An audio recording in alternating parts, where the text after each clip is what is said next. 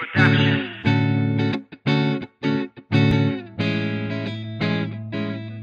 Naranasan mo na bang iwanan? Oo naman.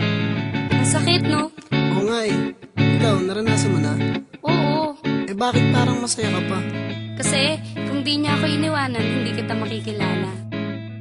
Kaya salamat sa lahat at kahit sa akin hindi ka naging tapat pagkat hindi ako liligaya kung hindi ko siya nakilala. Kaya salamat sa lahat at kahit sa akin hindi ka naging tapat pagkat kung hindi ko siya nakilala hindi ako liligaya.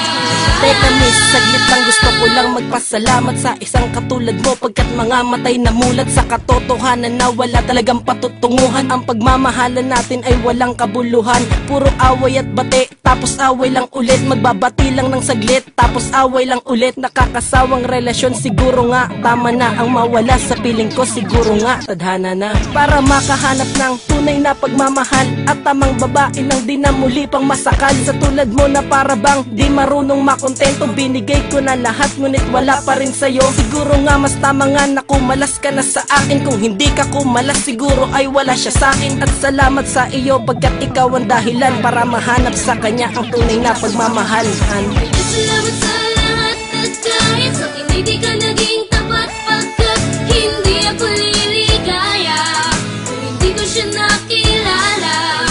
Kaya salamat sa lahat at kahit sa akin hindi ka naging tapat pagkat kung hindi ko siya nakilala hindi ako liligaya.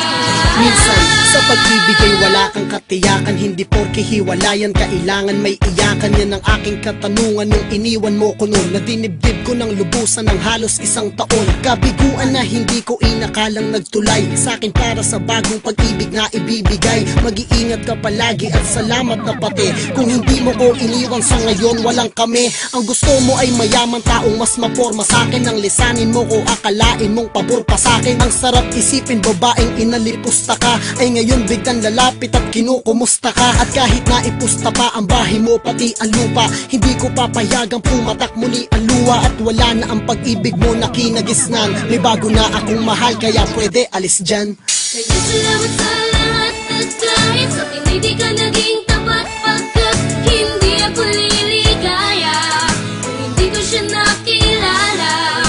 Kaya salamat sa lahat at kahit sa akin hindi ka naging tapat pagkat kung hindi ko siya nakilala hindi ako liligaya. Ngayon tapos na ang lahat, di na kailangan ibalik. Gusto lang taong nabulunan nang nawalan ng tinik. Sa lalamunan kalayaan ko'y naging kakaiba. Nung ako'y iwanan mo at nagmahal ka ng iba, ay malaking pasasalamat dahil okay ng ganto. Wala ka nang babalikan kahit mag-asal na santo ka pa. Ayoko na, salamat na lang sa pagmamahal. Kasi mas ayos pa sa akin na di tayo nagtagal. Pagkat natutunan kong umibig at ano ang tama kong gawin. At nakabuti para sa akin ang tagana na tayo'y paglayuin at siya ay makilala ko. Kung kailan wala na tayo ay pinaalala mo ang ating nakaraan. Pasyensya na hindi ko na kaya na muli pang lumigaya. Sa piling mo't wala akong laya, sa pag-ibig mong madaya. Kaya wala ka ng puwang sa puso ko, kaya salamat ay nahanap ko ang siyang para sa akin. Salamat sa lahat at kahit sa akin hindi ka naging tapat pagkat hindi ako liligaya kung hindi ko siya nakilala. Kaya salamat sa lahat at kahit sa akin hindi ka naging tapat pagkat kung hindi ko siya nakilala hindi ako liligaya.